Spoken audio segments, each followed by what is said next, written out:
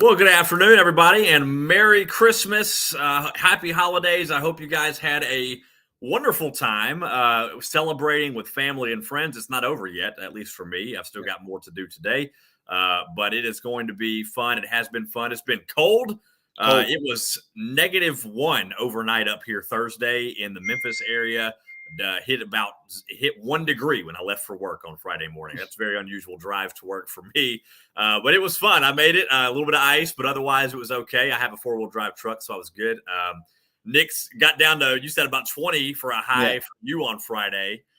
So definitely chilly, much more chilly than we're used to in the good old state of Mississippi. But every now and then we get the nice wintry Christmas weather. But we have all made it through. It was snowing actually a little bit earlier up here Oh, wow. still, but it's above freezing. I don't know how that happened. It's like 34 degrees and snowing. But every now and then you get weird stuff like that. But overall, it's been a great Christmas for me. Nick, did you enjoy your Christmas holiday? Yeah, it was good. It's always good to spend time with family and just catch up with maybe some people that are out of town that you don't get to see a lot, and just enjoy Yeah. the reason for the season. So yeah, everything went well, and happy to talk about this bowl game and roll into 2023. Yeah, and I had some grandparents here from Florida just in time to leave Florida for the snow and ice, so they got here just in time for that. But it was good. It's always good to catch up with family, to see family. It certainly can be busy and stressful, Right. but it's all worth it in the end because we're celebrating Christmas and with family, and so it's always nice to have them in town. So obviously, Ole Miss. It's been a while since we've talked. It's been a month since Thanksgiving. Right. That was the last time we talked. Was right before the Egg Bowl, which of course did not quite go Ole Miss's way. Right. Since then, it has been the madhouse of what's going to happen with Lane Kiffin. That all got settled, and then it's recruiting and bowl game and what's going to happen after that. So now, of course, Lane Kiffin got the big extension, $9.5 million a year or so. So that's all settled. Technically, it's a 6-year contract. Obviously, 4 through the state, 2 through the foundation, and that of course can fluctuate as we go. So now we're on to recruiting and a bowl game to prepare for. We'll touch on recruiting a little bit. We're not going to do too much on that because I'm hoping, and I've been talking to Leanne Herring, who you guys all know from the Rebel Walk. She is our recruiting expert. Hoping to get her on for a show in the next couple of days, and she will be the guru when it comes to all the recruiting news. So she can really go over it a lot better than us. So we'll leave most of that for her. But what we do know is obviously Ole Miss signed 12 players on the early signing day out of high school. And then they had a few big-time transfers over the last few days with obviously Chris Marshall, one of the biggest ones committing yesterday. And then Trey Harris committed before that. That was a big one. Getting Aiden Williams was a big one. Right. Ole Miss has, if I'm not mistaken, it's either the top 2 or top 3 now wide receivers in the portal. They've got in Ole Miss, so that's huge. Still no word yet on Adari Halsey, but that was kind of a big deal with Chris Marshall recruiting. We'll see if he ends up coming to Ole Miss because of that. Nothing from him yet. There is some talk that from recruiting experts that he may commit today, but we will see. Nobody knows where he's going to commit yet. Obviously, Ole Miss is trying to land him. So hopefully that'll be more big news for the day after Christmas for Ole Miss on the recruiting trail. So the portal king striking again, as he always does. I'll be the first to admit I was a little concerned after the early signing day period. I was certainly hoping for a little bit more on that day, but you got to trust Kiffin. He is just an absolute master of the transfer portal. Still hoping we get some quarterback situation straightened out, but other than that, I'm very happy with what has happened at this point. So, Nick, your thoughts on what we've seen so far in the transfer portal? Yeah, like you said, I think everyone wishes, for the couple 5 stars, but I think with the way, especially in the SEC, whenever you can get a top tier transfer guy that has some experience under his belt playing college football, you always like to see some of that, coming in because, I guess we kind of got spoiled this year with Quinshon Judkins, but it's that is few and far between where you have a freshman come in and dominate like that. Typically, unless they're, really, really, really talented, it takes them a year or two to, make that adjustment, just not only the game, but, life, being in college versus high school and all that kind of stuff. So typically, but it's good to see some young guys like Centarian Perkins, Aiden Williams, some of those guys. Yeah. And I think is it 2 of the top 5 players in the state of Mississippi, Yeah. which is always good to see. Well, the Guys number staying one. home. I mean, Sunterrain's the number one. I mean, that's the Yeah, top and I player. think maybe Aiden Williams is number 3 or 4. So it's good to see those guys stay home, and I'm excited for both of those guys. But like you said, the transfer portal's big nowadays. Yeah. And to get Chris Marshall yesterday, I was telling someone, whenever you're older, out of high school, elementary school, you don't really know what you're getting at that age for Christmas. You kind of have an idea, but at this age, you kind of know what you're getting. But yesterday it was a certain good surprise. At least for me to land that. I think it's going to be big. With losing Mingo and Heath this year, to kind of restock at receiver, and I don't think it could have worked out any better for Ole Miss yesterday. Yeah, and keeping Sunterrain, I mean, it cannot be understated. Yeah, that Alabama was right there. Like, keeping him from flipping to Alabama, that's huge. I mean, because obviously absolutely. that's Nick Saban, that's Alabama, that's the crown jewel of college football. Right. I mean, Georgia obviously right now is right there with him, but Georgia, believe it or not, they weren't in the mix for him. Right. So that keeping him in Ole Miss was huge for Ole Miss and Lane Kiffin. Bryson Sanders has been a huge leader for this recruiting class. He's been talking to other recruits. Love that kid already. I mean, he is fantastic. He's trying to get other people to Ole Miss. So you got to love seeing players like that who are coming in, they're buying in already, and they're trying to make the recruiting class better as we go. So obviously we'll keep you updated. The one thing I do want to say that Leanne told me I could say, I don't want to steal too much of her thunder, but she, when you mentioned the stars and the 5 stars, and people are always big on the stars, she said this: the focus is on fit, not stars and rankings. Remember, it's the media that gives those stars. So, and even I believe it was Evie was saying something else. I mean, if some of these players went to another school, they'd be a 5-star. But because it's little Ole Miss, we want to make sure they don't get the same amount of stars. So it's all controlled by the media, the national media. So fit, not stars. That I thought that was a great comment from Leanne. That just really fantastic. And there's going to be more work done after the bowl game. There's still a lot of spots left.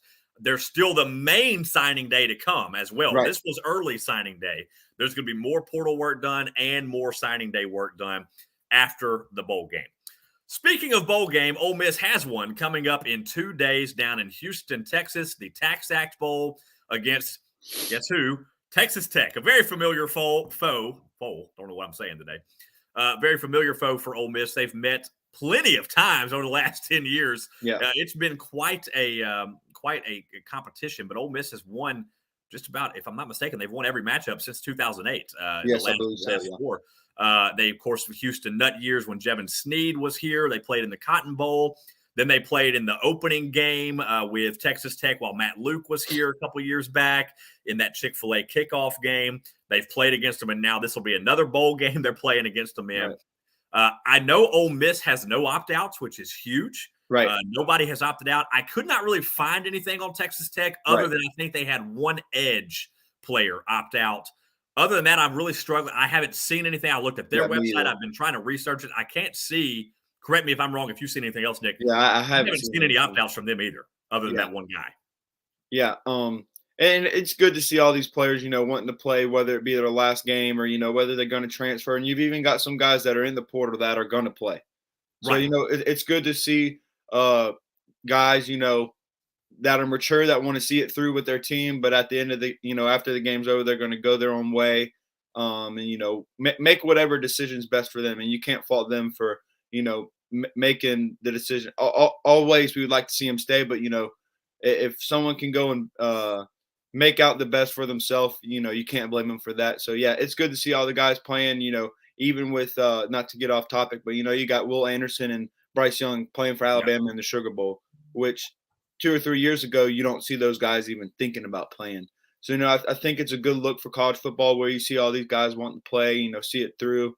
So it's good to see these guys wanting to play. Yeah, and I'm curious how the crowd is going to be. I know, obviously, I'm not going to be able to make the trip. It's just been too hectic of a week right around Christmas time and a very late game at the 8:00 Central kickoff with work and everything. Just didn't work out for me personally to go this time. But I know that Texas Tech sold out their 6,000 ticket allotment from the school right off the bat. I don't know where Ole Miss sits right now. I know they had sold a few thousand at least last time I checked. I'm not 100% sure. it's always weird when you get these bowls that are a little bit of a drive, a little bit of a distance away, and they're kind of in the middle of a work week, right and they're after late Christmas. kickoffs right after Christmas.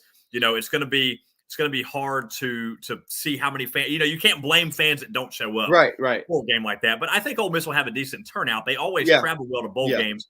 It just may not be as much as we're used to seeing for some of these more drivable bowls, I guess. Right. Leanne and I believe Evie will both be there Right. for the bowl game. So that'll be awesome. The Rebel Walk will be represented well by both of them. Obviously, there will be some potential changes in the Ole Miss staff after the bowl game that's been talked about. Nobody really knows what's going to happen yet, but Lane has mentioned that a couple times. You don't really know what's going to happen with that yet. So we'll see how that goes as the bowl game goes on. But as far as the game in particular, again, we've said this. I feel like, Nick, we've said this for about the last 3 games Ole Miss played, other than maybe Alabama, is that they're about as even on paper as you can get. And yet again, Texas Tech and Ole Miss are right there with each other again. Texas Tech at 33 points a game. Ole Miss at 34 points a game. Ole Miss gives up 24. Texas Tech gives up 29. Rushing yards, obviously, Ole Miss has the advantage there. Right. That's the one big difference that is in these teams. Ole Miss has 3,200, just under 3,200 yards of rushing overall, whereas Texas Tech has just under 1,900. So that is a huge boost for Ole Miss. But as far as the passing yards, again, Texas Tech leads that category as they normally do with 3,700 to Ole Miss's 2,800. So again, this is what we're used to with Ole Miss and Texas Tech. Texas Tech's a pass-first team. They've always been that way. Every coach they have runs that air raid style of offense since Mike Leach brought it there. And then, of course, Ole Miss has typically a more pass team, but this year they're a run-heavy team. So that's going to be the biggest difference. But defensively, they're both pretty similar on paper. Yeah, they are. And I think, like you said, the only really big difference is, we've got the run first offense. They got the pass first offense. So I'm interested to see, their quarterback he can sling it around, and he's an athletic guy. They try and get him out in space a little bit. But yeah, I think DeAndre Prince said it this week, and he hit the nail right on the head. They've got some big receivers, and they're going to try and test you on the outside. And you've really got to be sound on your coverages, know who's got what, good communication and all that. So I'm interested to see the game. Obviously, everyone wishes we were in a bigger, better bowl game, but nonetheless, it's still another Ole Miss football game you get excited for, watch, and hopefully we can get it to 9 wins. That's 10 wins would have been nice, but hey, you can't complain about 9. When at the beginning of the season, people were saying, hey, this might be a 6 or 7 win team. So, to see that, and like I said, just another Ole Miss football game, you really can't complain. You might could a little bit, indoors. You can't make it.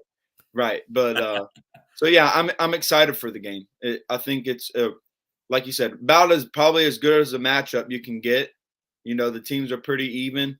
I think I checked the line the other day. It's like maybe 3.5 points favoring Ole Miss. So, 3.5 as of this morning. Yeah. So it should be a good game, and I'm excited. Yeah, and we talked about that in our last show, with obviously it's a rebuilding year. So 8-4 is really not a bad thing. Now, yes, it sucked to lose your last 3 and lose 4 out of your last 5. You certainly never want to end a season like that. But all things considered, when you look at where Ole Miss was supposed to be with what they lost to what they did, I really don't have that many complaints. Yeah, you would have liked to finish the season stronger when you start 8-1. But when you finish your season with the most brutal part of the schedule, you also can't necessarily be too upset about it when you've got a roster that's half brand new and they're playing Alabama, A&M, State, Arkansas, LSU. All those games are coming right after one another. You can't necessarily be too disappointed with that. Now, one thing about this, even though Texas Tech has the receiving numbers overall better, if you look at as far as just receiving core, Ole Miss leads the way in that category. Texas Tech's best receiver, Jerron Brantley, he's got 656 yards, and then Xavier White's behind him with 561. Ole Miss, Heath has 834, and Mingo has 808. And if you look at as far as the passing is concerned, Jackson Dart has 2,600 yards, whereas Texas Tech starter has 1,500. Texas Tech has gotten all these yards with 3 different quarterbacks throwing for over 1,000 yards. That's what's the difference right there. They've had 3 different quarterbacks play. All 3 of them have thrown for over 1,000 yards. Yeah. But overall, the receiving core is still more in favor of Ole Miss as far as yardage for the receivers. Right. Texas Tech is going to do more of what Will Rogers and Mississippi State do, which is if you play that soft zone coverage against them, they're going to find the holes for those receivers every time and then get a lot of yards after the catch. That's what you have to watch for this team. Right. Yeah, absolutely. I think it was after the Mississippi State game. Lane said, this is, a type of thing where you can know what they're running and you still can't stop it. It's one of those things where there's always going to be a contingency. If this guy does this guy's going to do that, and he's going to be open. It might not be a big 20-yard gain. It might be your 5 or 6 and another 3 or 4, and then they're just moving the chains. And, your defense is out in the field for a while. They're getting tired, and that's when things can get hairy. But, yeah, and you touched on, the 3 different quarterbacks. Their starter now, he had been, I think, got hurt in the first game of the year for them, has battled injuries throughout his career, but he spent, I want to say, at least 2, maybe 3 years at Oregon and transferred to Texas Tech. So he's played a lot of ball. So he's experienced. So we'll see. I think, like I said, I'll say it again. I think it's a really good matchup. And I think, very even, but I think Ole Miss has that slight edge for them being able to run the ball like they can and kind of control a game like that. Yeah. Well, and both these teams are very even as far as time of possession. Texas Tech averages 26 minutes a game, Ole Miss averaging 29 minutes a game. So that's not really going to play as big of a factor as it would have in some of these previous games. But the difference is the style of offenses are going to be different in how that time of possession works. So if you're Ole Miss, Texas Tech's going to try to throw the ball a lot. So that's going to stop the clock some on incompletion. So if you force those and then you get the offense back and you score and you use clock with the running game, Texas Tech's not going to be as prepared for that as they would for different styles of offense. So that's what I'm curious to see how Ole Miss plays that out. And, of course, Quinshon Judkins with 1,500-plus yards on the ground, 1,516 actually is his total, compared to Texas Tech's lead. Well, that's actually his gross. I should say his net is 1,476, so don't let me get confused. His total net gain was 1,476. Texas Tech's leading rusher is 670. So he is more than double Texas Tech's leading rusher by himself on the ground. And that's still not without, that still doesn't count Zach Evans' numbers or Jackson Dart's numbers, who has been fantastic on the ground. So Ole Miss has a huge advantage there. The key is going to be the offensive line. Can you keep Jackson Dart protected? What we don't want to see is what happened in the Sugar Bowl last year with Matt Corral and Jackson Dart having to run for his life right off the bat and end up getting hurt. So, or something like that. You never want to see anybody get hurt. That was just so demoralizing for Ole Miss. Oh, absolutely. Against Baylor. So hopefully that won't happen this year. But, that's what Texas Tech's good defense for Texas. By Texas Tech standards, this is a good defense they've got this year.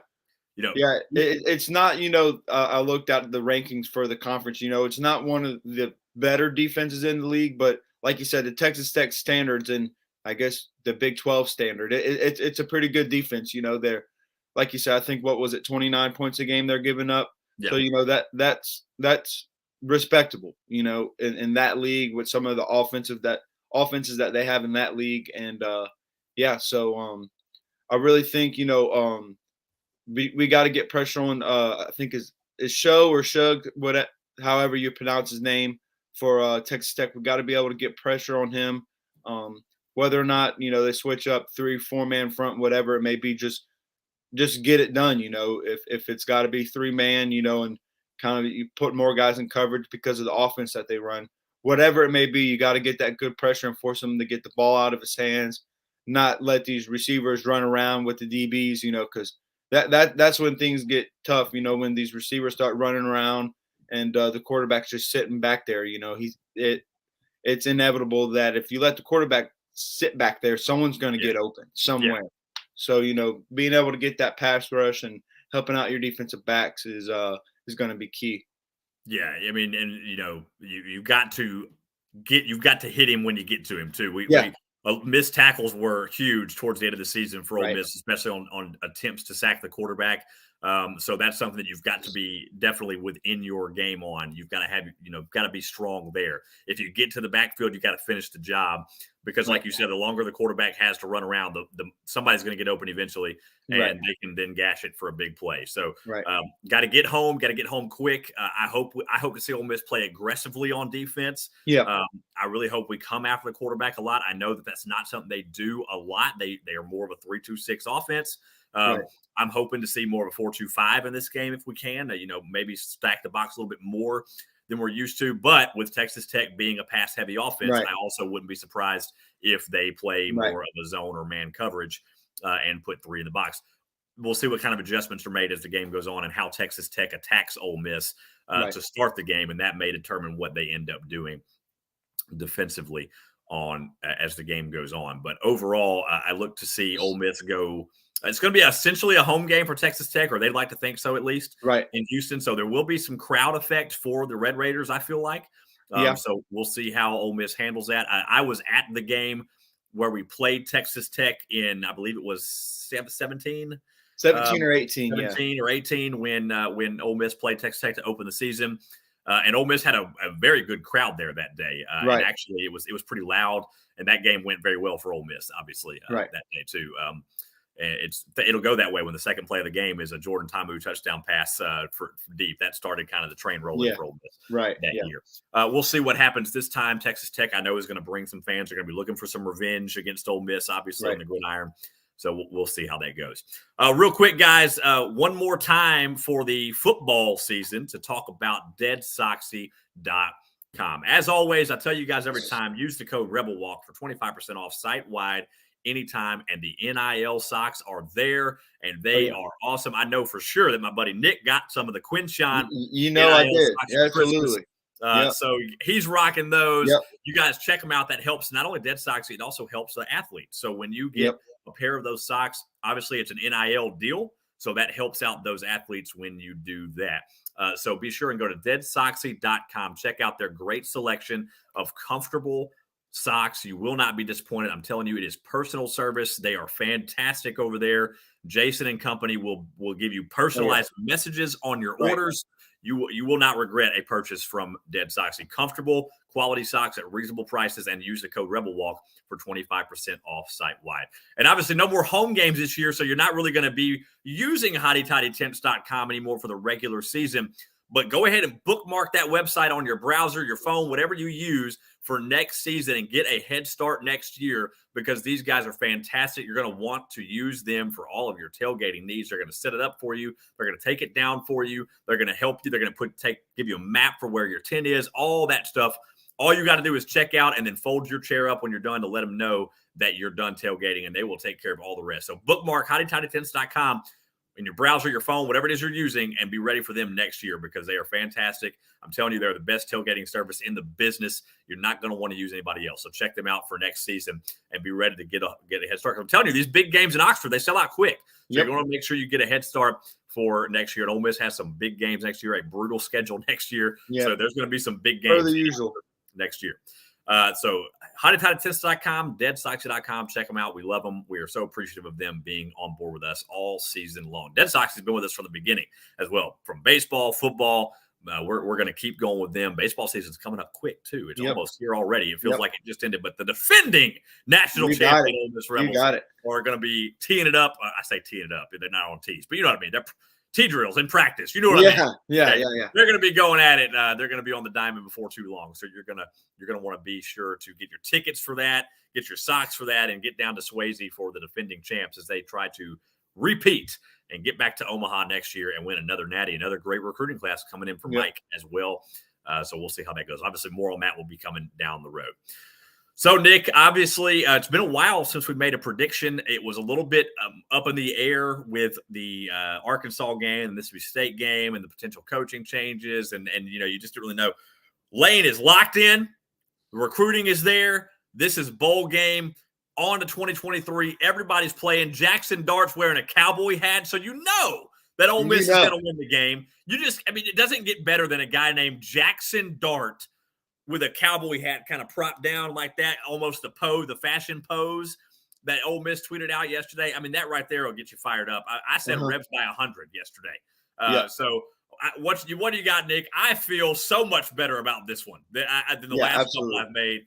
I'm feeling good about this one. What you got? So the line, I think it's 3.5, but I'm going Rebs are going to win it a little bit bigger than that. I'm going 34-21 Ole Miss. 34-21. I like it. A good their first win in 2 months, first game in a month. They're hungry, ready to get that bad taste out their mouth. So, I think they're going to come out and give it to Texas Tech and propel themselves good into 2023 and get it rolling. Get that momentum going into spring ball and come back out for fall. Although that's, we got a little bit of a ways to go with that, but it's never bad to win your last game of the season. Oh, it's definitely not. And these guys are sick of losing. They've lost a few in a row. Ole Miss is ready to go. Ole Miss has a 2-game winning streak, I guess, if you overall in this game. Although if you want to get technical, with 2009 and 2018, but they've won 4-2 overall in the series. They've played more than that. That's just kind of as far back as some of the records go. Right. But we're not going to let Texas Tech suddenly start beating us. Ole Miss has lost 3 games in a row. They're not going to lose 4 in a row. Come on. They finished the season on a sour note. Now their coach is back. All the players opted in. They know how important this game is. They want this game. They want this bowl game. They're not going to send Mingo and Heath out on a loss. They're not going to do that for these guys. They're not going to send Nick Brecker out with another loss on the offense. Come on. You guys, we know better than that. This is Ole Miss's game to lose. I think Ole Miss is going to come out here and they're going to stomp on them. This is going to be Texas Tech's going to have to they're going to get sent home sad, as Miles Battle would say. And they don't have far to go. They're just going to go right back up the road, but they're going to be sad the whole way. Ole Miss wins this one 42-21. It's not even going to be close. Texas Tech's not going to know what hit them. Ole Miss is going to come out and put up 21 in the first quarter, and they're never going to look back. You heard that right, by the way. That's my kind of inside the prediction. Hopefully that was right. It's going to be 21-0 by the end of the first quarter. I'm just saying it right now. And it's not going to be Texas Tech on the good side of that. They're not going to have a clue what hit them. Defense is going to be all over it. We're going to put the pressure on the quarterback. They're not going to be able to get the run game going. Q Judd is going to be all over them. I mean, this is not even going to be Texas Tech. You might as well not even show up because Ole Miss is here to win this thing. So you might as well get ready. Ole Miss is about to win their 3rd in a row against you. We don't lose to Texas Tech, and we definitely don't lose to Texas Tech in bowl games. So Ole Miss wins it 42-21. I hope I don't look really stupid for what I just said. But when this game is over, hey, it's all in good fun. Hey, it's happened once, and it probably will happen again. My last 3 predictions have looked terrible. So at this point, what do I got to lose? Ole Miss wins it 42-21. Bookmark it. I don't even care. Ole Miss wins this game. They're going to win it. They're going to win it big, and they're going to finish with 9 wins, and this is going to be hard-hit recruiting trail all the way, and we're going to have another great class coming in, and Ole Miss is going to be ready to rebound next year with Jackson Dart with the year of experience, Q Judd the year of experience. If Evans comes back, still don't know that yet, but hopefully he does. Yeah. Oh, all the wide receivers we got coming in, it's going to be fantastic. So I'm saying Ole Miss ends it on a high note, and we get ready for 2023 on a high note. Hard to believe. We're already into 2023 almost. This year has flown by. Yeah. Next weekend is New Year's. What is going on? Yeah. We get through Christmas, and all of a sudden we're ready to go into the next year. I feel like every year goes by quicker. When you're a kid, you're like, oh, man, I can't wait to be 16, or I can't wait to be 21. And then you're like, can we slow down a little bit? This is going too fast. Yeah, what happened? Yeah. But in all seriousness, guys, be safe. I know in some areas it's still in this state, we're not used to this. It's still a little icy. It's a little cold. Weather's a little inclement, so be careful on the roads if you have to get out. I know all you northern people are laughing like, y'all don't even know what it's like. I get it. Okay, guys, we're not used to this down here. Give us a break, all right? We don't get this kind of weather. So be safe, be careful, enjoy your Christmas, the rest of your Christmas. For those of you that got off today, like I did, Monday was kind of since the holiday hit on the weekend, we get today off. New Year's, I don't know. Me and Nick will talk. We may do a kind of a roundup show after the bowl game to kind of finish football season off. We'll keep in touch with you guys over at the Rebel Walk and all social media at that. So keep an eye out for that. because we'll do kind of a football season send off, New Year's send in kind of a show if we can. We'll try to work that out. He is at Nick Filipich 11 on Twitter. I am at Austin on Air 1021, and then you can find the Rebel Walk at the Rebel Walk. Real simple, easy to remember. Stay tuned to the Rebel Walk for all your football coverage, all your recruiting coverage. We'll try to get Leanne on for a recruiting show at some point too, because she is the boss when it comes to that. She is fantastic. She's in the know. She talks to recruits. She does graphics. She does the whole 9 yards. So she is fantastic when it comes to recruiting news for the Rebel Walks. We'll try to get her on as well. Until then, Ole Miss and Texas Tech. I had that right, 8 p.m. Central. 8 p.m. Central. And Wednesday. I believe it's on ESPN. I'm just going to double check that right quick to make sure that hasn't changed, because I don't want to get my stuff messed up here.